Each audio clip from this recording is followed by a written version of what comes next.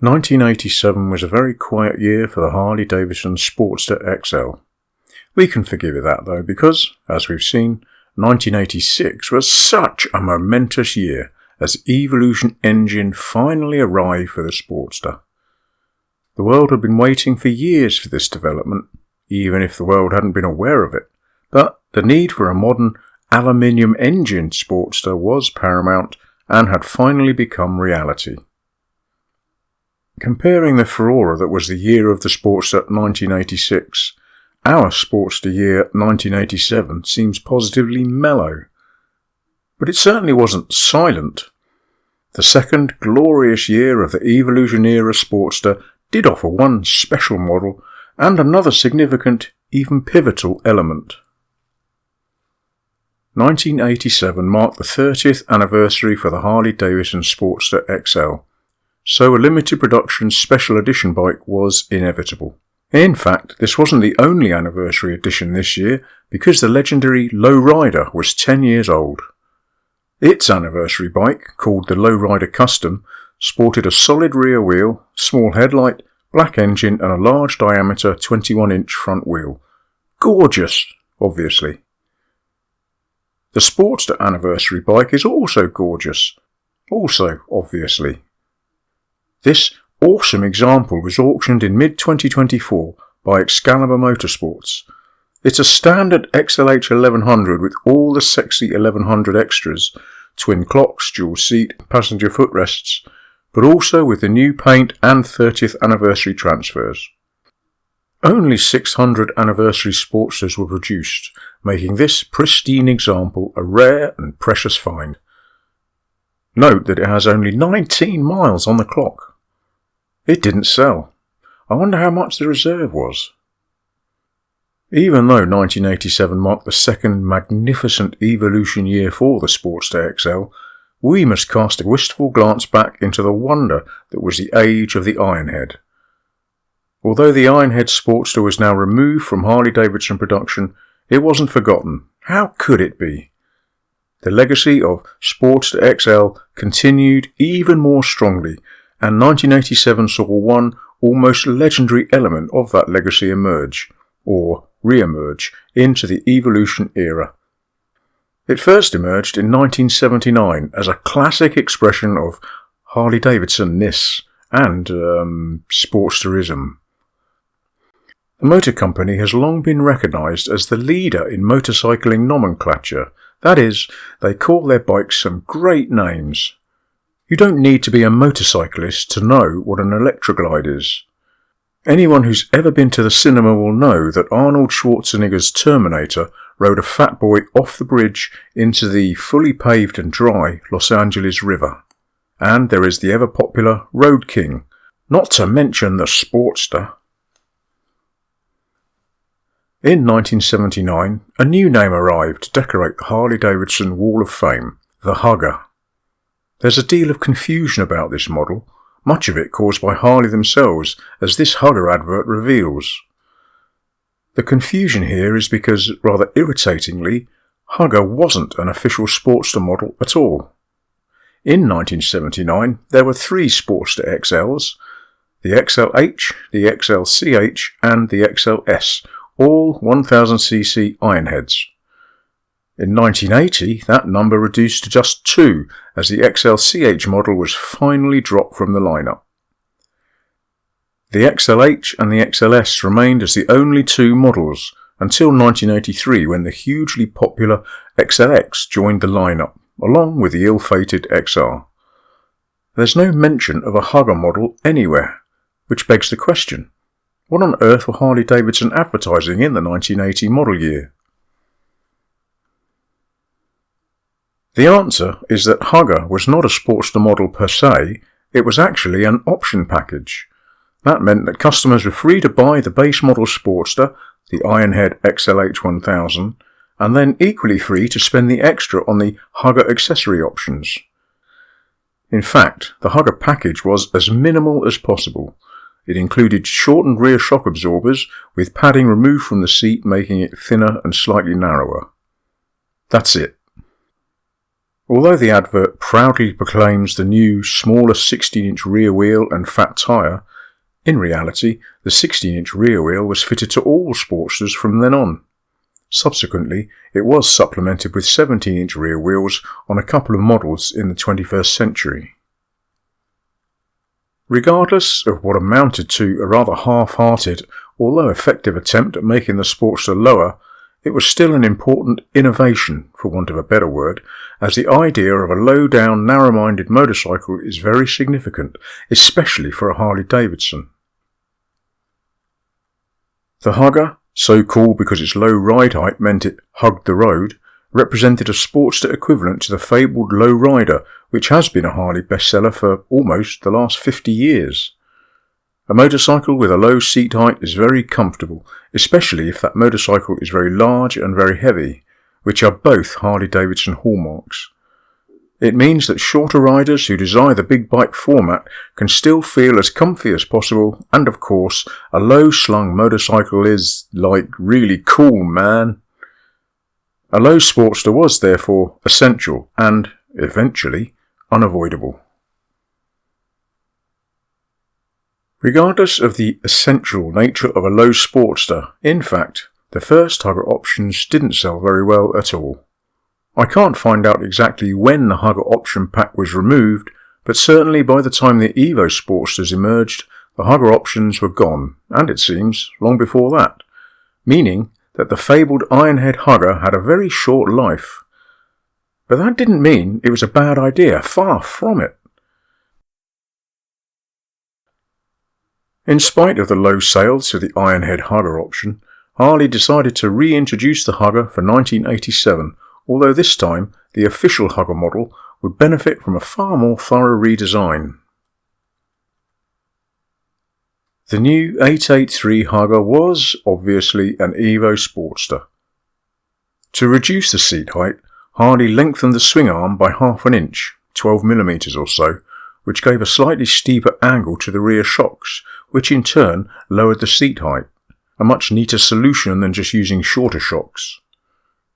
To reduce the front end height, the forks were shortened by a whole 2 inches, quite a reduction. And rather than just removing padding from the seat, as had been done in 1979, Harley designed a new seat with softer padding and a narrower front. Alan Girdler says, "It had more padding in the back and less on the sides, putting less distance between the rider's butt and the ground." The new Hugger also benefited from traditional buckhorn bars, which puts the grips closer to the rider, which is another great benefit for shorter riders. And, apart from being dead cool, the lowered Hugger benefited one group of riders most: ladies. And speaking as a staunchly heterosexual male, ladies on motorbikes are inherently sexy. That's just how I feel. Maybe there's something wrong with me. Regardless of whether there is anything wrong with me, it seems that girls are drawn to motorcycles just like boys. The problem they often have is that, as a rule of thumb, girls are smaller than boys. This means that a motorcycle that's comfortable for a tall person might be horrible for a shorter person, most of whom are ladies. Not so long ago, I sat on a Triumph Scrambler. They call them Scramblers. To me, they're just trials bikes. I like the trials bike format, the wide bars and the upright stance, but model trials type bikes are so tall. The Triumph Scrambler comes in 2 flavours, and one is so tall I could only touch the ground with my tiptoes, and I'm about 5'11.5" or 181 centimetres. If we compare that Triumph to, say, Peter Fonda's Captain America chopper from Easy Rider, well, the seat height here is so low I could probably kneel on the ground and still have my backside on the saddle. The point is that lower motorcycles are more comfortable and more accessible because more riders can enjoy them, boys and girls. Reduced height and narrow seat means it's easy to get your feet flat on the floor when stopped at the traffic lights. Harley have always been aware that girls are smaller than boys, but they weren't going to say so. However, they were very clear in their minds that half the population is female and that female money is every bit as valuable as male money. So they made lower bikes. but they kept very quiet about chasing the female market, even whilst doing so. Their reasoning isn't known, but perhaps the middle-aged men running the publicity department balked at promoting a product to girls for fear of scaring off the boys. Who knows? Either way, this was the most open of secrets, as everyone else seemed quite happy with girls on bikes, especially, dare I say it, middle-aged men. The July 1987 issue of Cycle World says, "The standard 883 has proven to be a popular choice among female riders because of its relatively small size, so the Hugger with its low seat should make the bike even more appealing to them." Writing in the December issue, Cameron E. Bassard relates the story of how the gazillionaire Malcolm Forbes met Elizabeth Taylor and invited her to a ride out with the Blue Stars Club in New Jersey. He says, "Club President Richard Dinnerman presented her with a $1,000 check for AIDS research and asked how she liked motorcycles. She turned to Forbes and proclaimed, 'I want one.' And her wish came true. A custom-painted Harley-Davidson 883 Hugger was delivered to her door a few weeks later, compliments of you-know-who. How is it I never knew that? Well, no matter, I suppose, but it does prove my point rather nicely. Thanks, Liz." All of which neatly wraps up the year 1987 for the ubiquitous Sportster XL. However, as we've noted many times in this video history, years don't just appear out of nowhere. 1987 was inevitably birthed directly out of 1986, and it from the previous year, and so on. This is history. The era we identify as the 1980s actually began on the 4th of May 1979 when Margaret Thatcher became the British Prime Minister. Mrs. Thatcher was already experienced in government, having served as Edward Heath's Education Secretary in the 1970s. In Britain, there was still a huge swathe of society locked into grinding poverty. Although the boom times of the late 1950s and 60s had greatly improved the lot of many working class people, the 1970s saw much regression. After World War II, the Education Act of 1944 established the provision of milk and meals in schools, and in 1946 milk was provided free for all pupils under 18. It was found that many working class families couldn't provide enough for their children, and free milk offered a significant part of their daily nutritional intake. In 1971, as Education Secretary, Margaret Thatcher ended free milk for children over 7, thus being christened by some as Margaret Thatcher Milk Snatcher. We've looked a little at the relationship Thatcher and Reagan formed with Russia's Mikhail Gorbachev, noting that these three world leaders were the global forces who shaped the whole decade. In America and Great Britain, politics of the time focused heavily on lowering taxes, cutting public spending, and increasing national defence, especially against Soviet communism. Today, these policies often attract criticism because they had the effect of widening the social divide, that is, the rich got richer and the poor became poorer. This view was echoed on both sides of the Atlantic then and now. It was in the 1980s that the term yuppie was coined, young, upwardly mobile individual. In Britain, the iconic, very caustic figure of comedy Loads of Money was created by Harry Enfield. In Hollywood, Michael Douglas played the infamous Gordon Gekko in the 1987 blockbuster Wall Street. Loads of Money and Gordon Gekko's infamous mantra, "Greed is good," echoed the cultural perceptions of the day. One aspect of Prime Minister Margaret Thatcher's economic policy was an almost ferocious drive to sell off the state-owned industries like telecoms, water and power supplies. After the war, Prime Minister at the time Clement Attlee said this: "Today, January the 1st, 1947, will be remembered as one of the great days in the industrial history of our country. The coal mines now belong to the nation. This act offers great possibilities of social advance for the workers and indeed the whole nation." According to the Department for Business, Energy and Industrial Strategy, in 1976, 3 years before Mrs. Thatcher took power, there were 250,000 coal miners working across Great Britain. In 2023, there were just 360. Today, if you travel to places like South Wales, urban decay is unavoidable. It's even prevalent in the most beautiful rural communities like quaint small towns and villages, where closed warehouses, dilapidated shops and rundown social clubs seem so grotesquely out of place. For many on YouTube, these events will seem like ancient history. To me, their memory is so strong, it's like they all happened yesterday. As we've seen and celebrated, the Harley-Davidson Motor Company soared alone on the 16th of June 1981. Unfortunately, sales that year were at their lowest ebb for a decade and fell even lower for 1982. In the complete history, Greg Field writes, "The Ford Model T, Great Depression, World War II, Brits invasion, Japanese invasion, breakup of the Klan, AMF, market crash. You've read about them all and how they each nearly killed the company. But previous crises were nothing compared to the nail-biter of 1985.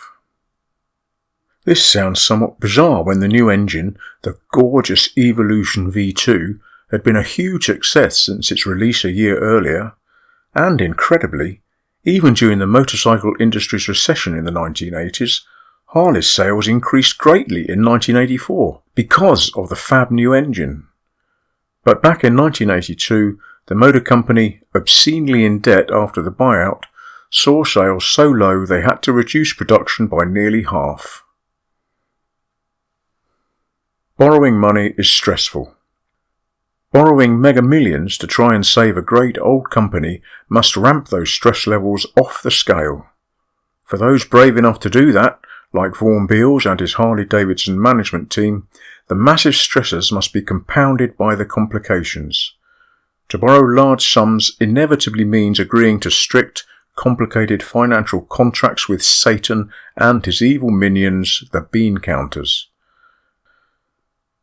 Back in the day, borrowing money meant going to the bank, seeing a merciless bean counter and trying to convince him, as one of the undead, why he should lend you money. Today, it's all just an algorithm. The merciless bean counter presses a button on his keyboard and the computer tells him yes or no. There are no appeals, I'm sorry. One of the stipulations for Harley-Davidson was that the bean counters, Citicorp Bank, required assurances that X number of bikes would be produced. But reducing production by 40% meant that the motor company was now in non-compliance of its contractual obligations. According to Greg Field, what saved the company then was improved production methods and profits from building practice bomb casings for the US Air Force. Remember that the huge production facilities in York, Pennsylvania had been producing military hardware for decades. But Harley was still not meeting their contractual obligation regarding production. Again, Greg Field says, Citicorp could have pulled the plug at any time, but didn't because of Harley's loan officer, Jack Riley. It seems that Vaughan Beals had found his rainmaker, that is, a bean counter who actually had faith. I hadn't thought such a thing existed. It meant that a respected bean counter at Citicorp was actively, presumably passionately, backing Harley-Davidson to the other bean counters. This wasn't just priceless, it was surely miraculous. But all good things come to an end, and Jack Riley moved on in his career in 1984, which left Harley with an ordinary, soulless bean counter in charge of their loan. There was no grey area. The loan agreements were not being met. The bean counters at Citicorp calculated that the best time to liquidate Harley-Davidson would be at the end of November. Apparently, this meant that Vaughan Beals and the management team had to find all the money by the 31st of December 1985 or file for bankruptcy. Citicorp passed what Greg Field calls the death sentence in November 1984. In the following year, Vaughan Beals and Chief Financial Officer Richard Teerlink chased potential lenders. Unfortunately, those lenders all deduced that if the investment in Harley-Davidson was too risky for Citicorp, it would also be too risky for them. This was a real double whammy for Team Beals, because, unlike every other motorcycle brand in America, Harley figures were finally improving. Sales were up by nearly a third in 1984, powered by the awesome success of the new Evolution V2 engine. With genuine profitability and hugely improved production processes, it should have been easy to find another lender. But these were all bean counters. They just wouldn't believe. As 1985 rolled on, Greg Field says, Vaughan Beals started preparing to file for Chapter 11 bankruptcy. With the debt hanging over the motor company, like the proverbial sword of Damocles with a single hair of a horse's tail becoming ever more frayed and fragile, it was Richard Teerlink who found a potential lender, banker Bob Coe, who worked for Heller Financial. Bob Coe rode Harley-Davidson. He was a believer. As noted earlier, contracts involving so much money are necessarily complicated. Heller Financial needed to do their due diligence and investigate the motor company thoroughly before agreeing to hear what Greg Fields describes as Harley's do-or-die pitch. The thread of time was now almost impossibly thin. It was the morning of the 23rd of December 1985. The boss of Heller Financial was Norm Blake, and, like all other bankers, he was not convinced by the rosy picture that Team Vaughan Beals portrayed. He rejected the deal. I can't begin to understand the tenacity of the brave Harley management, but they were obviously all warriors, heroes to a man. Vaughan Beals, Richard Teerlink, and Operations VP Tom Gelb went right back to Bob Coe and begged, cajoled, and eventually persuaded him to set up another meeting with Norm Blake that very afternoon. Since the numbers had already been presented and dismissed, Bob Coe must have been the most amazing bean counter of faith, because he succeeded in getting the second meeting of the day with Heller's big boss. Greg Field says, the Harley executives negotiated a deal progressively more advantageous for Heller until Blake finally approved it.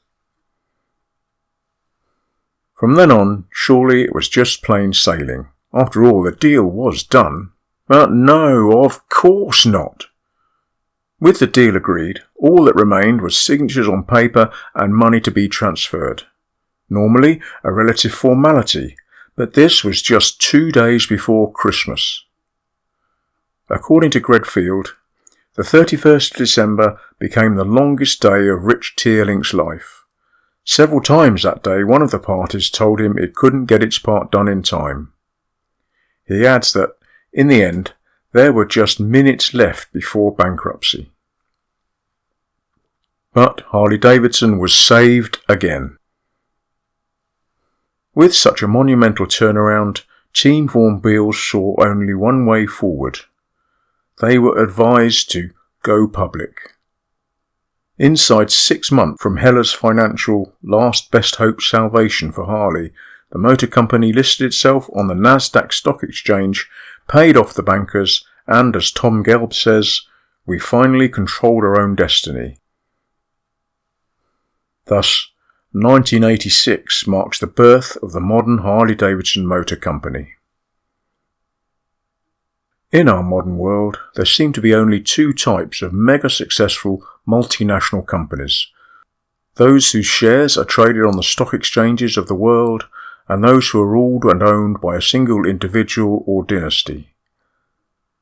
The first, therefore, is run by bean counters who care for little else except the value of the shares. It's how their performance is measured. If the shareholders are happy, nothing else matters. The second is often, but not always, run by one man who may behave like a demigod because he's so rich and powerful. Neither seem very positive to me, but Harley-Davidson survived into the 21st century because they have shareholders, and the money those shareholders invest has enabled the motor company to achieve enormous success. Of course, since bean counters now run the firm, success, that is, high share prices, is paramount, and decisions are always made based on this. It means that faith is irrelevant. Sometimes a bean counter will happily sacrifice a dream, however successful that dream may be, and cast it asunder just for better numbers. This is what happened to the Harley-Davidson Sportster XL in the infamous press release of 2020.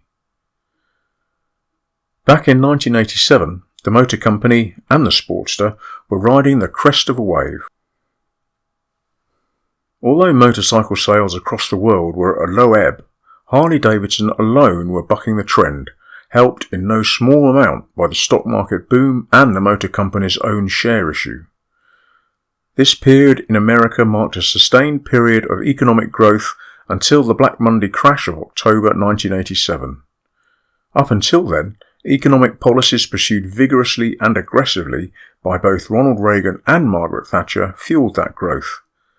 The theory behind these economic policies was labelled trickle-down economics. It suggests that spending by the rich will trickle down the social scale to, eventually, benefit even the poor of society, some even believing that these specific policies of Reagan and Thatcher paved the way for the economic boom of the 1990s. The money the two governments saved by introducing huge cuts to welfare and benefit budgets helped to pay for things like extra military spending. I'm always interested to hear how foreigners view us British, if only because we're a nation of self-confessed eccentrics. Crazy ideas like hereditary royalty or driving on the left are just ways of life for us, but vaguely bonkers to others. I've been greatly encouraged to read that many of our American cousins are similarly curious about how their country is perceived too. Some recent comments on these history videos have been particularly heartwarming. Tom Sheba said, "Your explanation of the UK's way of explaining history based on the era around the war really simplifies everything. Thank you for explaining the details of the British bike industry that Americans came to enjoy." Gary Baldwin added, "Nobody has ever mixed history so well along with a Harley story." Scott Hutchins said, "I'm from Pennsylvania, USA. Your series on Sportsters is very well done. The timeline of British world history is a nice touch." Timothy Byram wrote, "It's very interesting to me seeing how someone from across the pond looks at world events." Thank you, gents. It means a great deal to me that all this work receives such warm appreciation. National histories are always fascinating, especially our own, and exploring those histories is, to me, a mission of the highest importance, and it's great fun. History, though, is surprisingly fragile. If it's only ever told from one point of view, it risks becoming distorted and dull. One safeguard against this is to expose history to a wider criticism, that is, tell your own national history to foreigners. This change of perspective offers insights and understanding that would never have been revealed otherwise. One reason why history is the most important subject in the world is that it reflects directly on the present. I'm writing this 2 months after President Donald Trump begins his second term in office.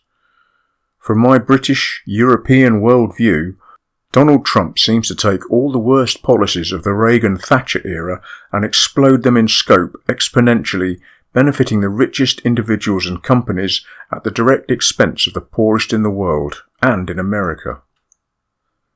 I believe that for most in Europe, it's a bewildering and fearful disappointment that half of all American voters cast their ballot for Donald Trump. Whatever our political persuasions, I think it's true to say that we really don't understand why. I'm proud and grateful to have American viewers to my channel, and my lack of understanding doesn't matter too much, as we in the West are free to choose whomever we want as leaders. So when Timothy Byron said that he found it very interesting to see how someone from across the pond looks at world events, this is the view from this side of the pond. I note that when the Sportster was born in 1957, Dwight D. Eisenhower was the 34th President of the United States. Since then, national leaders have come and gone, some great, some awful, and the Sportster has seen them all.